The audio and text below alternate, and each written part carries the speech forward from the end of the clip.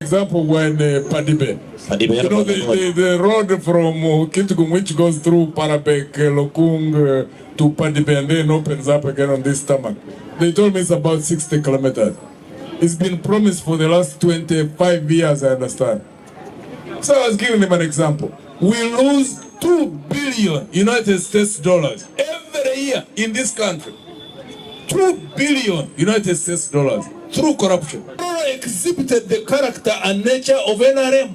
You have people crying for lack of drugs in hospitals. You have people crying for problems of injustice on their land. You have people crying because jobs are being sold.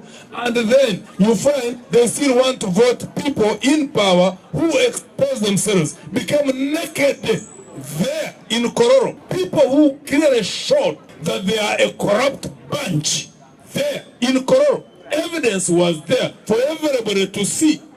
A few months after that, Jerome 7 is going around the country asking to be given leadership again. Kororo, after they expose them in the manner in which they expose themselves, buying one another like goats. You think such a bunch of corrupt people can fight corruption in this country? Using money, billions of shillings. Imagine people use billions of shillings for a party position. Why should Jerome 7 get even